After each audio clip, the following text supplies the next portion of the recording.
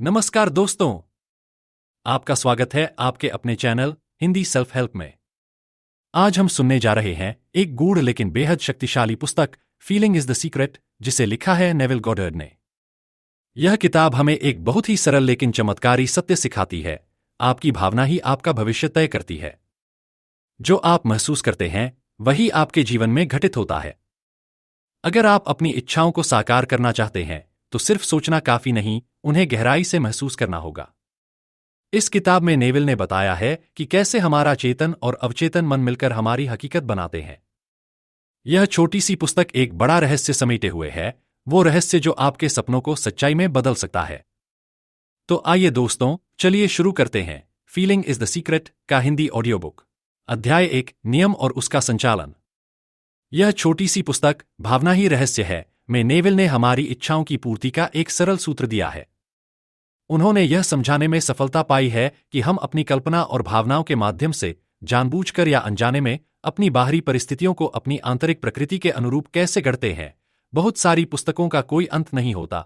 जो भी कोई किसी कला में सिद्धि पाना चाहता है, उसे उस कला पर आधारित किसी एक निश्चित और विश्वसनीय पुस्तक को बार बार पढ़ना चाहिए, क्योंकि बहुत सारी किताबों को पढ़ना ज्ञान नहीं बल्कि भ्रम उत्पन्न करता है। भूमिका: यह पुस्तक आपकी इच्छाओं को साकार करने की कला से संबंधित है।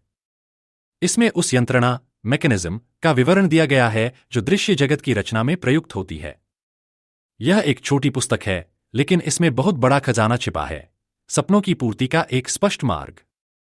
यदि यह संभव होता कि कोई तर्कों और उदाहरणों के माध्यम से किसी को पूर्ण विश्वास दिला सके, तो यह पुस्तक कई गुना बड़ी होती। परंतु लिखित वक्तव्यों या तर्कों के माध्यम से ऐसा करना मुश्किल है, क्योंकि संदेह करने वाले मन के लिए यह कहना आसान होता है कि लेखक या तो भ्रमित था या फिर बेईमान, और इसलिए उसका अनुभव अविश्वसनीय है। इसीलिए मैंने जानबूझकर किसी भी तरह के तर्क या गवाही को छोड़ दिया है और केवल खुले मन वाले पाठक को इस पुस्तक में वर्णित चेतना के नियम को प्रयोग में लाने की चुनौती दी है। आपकी व्यक्तिगत सफलता इस विषय पर लिखी जाने वाली हजारों पुस्तकों से अधिक प्रामाणिक होगी।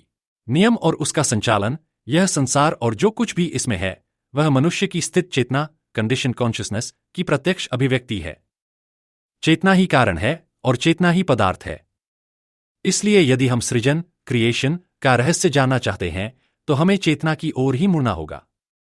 यदि आप चेतना के नियम और उसे संचालित करने के तरीके को जान जाएं, तो जीवन में जो भी आप चाहते हैं उसे प्राप्त कर सकते हैं। सही जानकारी से आप एक आदर्श संसार की रचना कर सकते हैं और उसे बनाए रख सकते हैं। चेतना ही एकमात्र वास्तविकता है, रूपक में नहीं बल्कि वास्तविक अर्थों में। इस चेतना को स्पष्ट करने के लिए इसे दो भागों में विभाजित किया जा सकता है: सचेत कॉन्शियस और अवचेतन सबकॉन्शियस। इस नियम को प्रभावी रूप से समझने के लिए यह जानना जरूरी है कि चेतन और अवचेतन के बीच क्या संबंध है। चेतन मन व्यक्तिगत और चयनात्मक होता है, अवचेतन मन निर्लिप्त और अचयनात्मक होता है। चेतन प्रभाव का क्षेत्र है जबकि अवचेतन कारण का क्षेत्र है। इन दोनों पक्षों को चेतना के पुरुष और स्त्री पक्ष कहा जा सकता है। चेतन मन पुरुष है, अवचेतन मन स्त्री है। चेतन मन विचार उत्पन्न करता है और उन्हें अवचेतन पर आरोपित करता है। अवचेतन उन विचारों को स्वीकार करता है और उन्हें रूप तथा अभिव्यक्ति देता है। यह प्रक्रिया ही सृजन का नियम है। पहले विचार उत्पन्न होता है, फिर वह भाव बनता है और अंततः वह कृत्य बनकर प्रकट होता है। भाव ही माध्यम है। कोई भी विचार तब तक अवचेतन पर आरोपित नहीं किया जा सकता जब तक कि वह अनुभूत न हो। लेकिन एक बार वह अनुभव में आ गया, चाहे वह अच्छा हो, बुरा हो या तटस्थ, उसे अवचेतन जरूर प्रकट करेगा। भाव ही एकमात्र माध्यम है जिसके द्वारा विचार अवचेतन तक पहुंचता है। इसलिए जो व्यक्ति अपने भावों को नियंत्रित नहीं करता, वह अपने जीवन में ऐसी चीजें सृजित कर बैठता है जिन्हें वह चाहता नहीं है। अध्याय 2, नींद। नींद वह द्वार है जिसके माध्यम से हम अवचेतन मन तक पहुंचते हैं। हर रात जब हम सोते हैं तो चेतन मन शांत हो जाता है और अवचेतन सक्रिय हो जाता है। इस समय हमारा अवचेतन सबसे अधिक ग्रहणशील होता है। इसलिए सोने से पहले जो भी विचार या भावनाएं हमारे भीतर होती हैं, वही हमारे जीवन में रूप लेती हैं। जैसा मनुष्य सोने से पहले सोचता है, वैसा ही उसका आने वाला कल बनता है। आपका अवचेतन मन आपको रात भर निर्देशित करता है, आपकी सोच, आपकी भावनाओं और आपकी आत्मा की गहराई से निकलने वाले विश्वासों के अनुसार। इसीलिए सोने से पहले के पल सबसे ज्यादा कीमती होते हैं। इस क्षण में आपको जानबूझकर अपने विचारों को नियंत्रित करना चाहिए और वही महसूस करना चाहिए जो आप पाना चाहते हैं। उदाहरण के लिए, अगर आप समृद्धि चाहते हैं तो सोने से पहले समृद्ध अनुभव की कल्पना करें। ऐसा महसूस करें जैसे वह पहले से ही आपकी जिंदगी में है।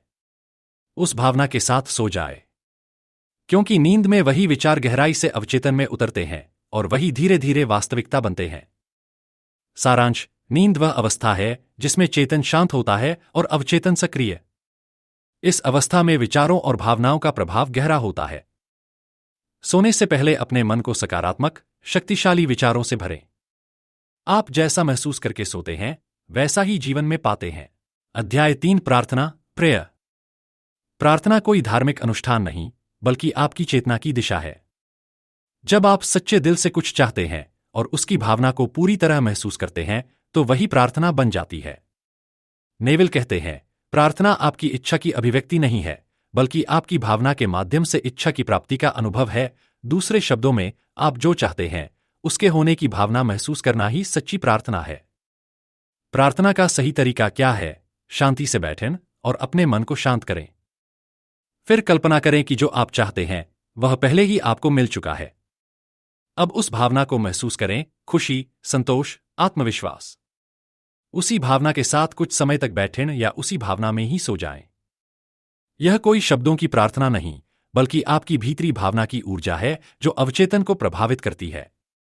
आप जैसा महसूस करते हैं, वैसा ही आपका जीवन बनता है। ध्यान रखें, प्रार्थना में तर्क नहीं, भक्ति और भावनात्मक अनुभव चाहिए। यह मन को एक नई वास्तविकता की ओर मोड़ना है। ध्यान, मेडिटेशन और कल्पना, इमेजिनेशन के माध्यम से प्रार्थना सबसे गहराई से कार्य करती है। सारांश: प्रार्थना कोई विनती नहीं, बल्कि एक सृजन प्रक्रिया है। जो आप पाना चाहते हैं, उसकी भावना को महसूस करें, यही प्रार्थना है। अपनी चेतना को उसी स्थिति में रखें मानो इच्छा पूरी हो चुकी हो। यही तरीका आपकी अवचेतन शक्ति को जागृत करता है। अध्याय 4: आत्मा और भावना, स्पिरिट फीलिंग। भावना ही आत्मा की आवाज है। नेविल बताते हैं कि आपकी भावना ही आपकी आत्मा की अभिव्यक्ति है और यही सच्चा आत्मिक अनुभव है। आपकी आत्मा यानी आपका असली अस्तित्व शब्दों से नहीं, बल्कि भावनाओं के जरिए कार्य करता है। आप जो महसूस करते हैं वही बनते हैं। इसलिए जीवन में बदलाव लाना हो तो सबसे पहले अपनी भीतरी भावना को बदलें। मुख्य विचार: भावना ही वह जरिया है जिसके माध्यम से आपके विचार अवचेतन में उतरते हैं। चाहे विचार अच्छा हो या बुरा, यदि आप उसे गहराई से महसूस करते हैं तो वह जरूर साकार होगा। यही कारण है कि आप जो महसूस करते हैं वह आपके जीवन की हकीकत बन जाता है। कैसे करें प्रयोग? किसी ऐसी चीज की कल्पना करें जो आप अपने जीवन में चाहते हैं। एक लक्ष्य, सफलता, प्रेम, स्वास्थ्य, समृद्धि। फिर उस स्थिति की भावना को महसूस करें मानो वह पहले ही घट चुकी है। उस भावना को थोड़ी देर तक स्थिर बनाए रखें। यही है आत्मा की सक्रियता, यही है सच्ची सृजन शक्ति। नेविल कहते हैं, आपकी आत्मा तब बोलती है जब आप महसूस करते हैं। इसलिए अपने विचारों को भावना से भर दो और ब्रह्मांड उसे जरूर साकार करेगा। सारांश: आत्मा की भाषा शब्द नहीं, बल्कि भावना है। जो भावना बार बार महसूस की जाती है, वही आपकी वास्तविकता का आधार बनती है। अपने जीवन को बदलना है तो महसूस करें वो सब कुछ जो आप बनना चाहते हैं। आपका जीवन आपके अंदर से शुरू होता है और उसकी कुंजी है भावना।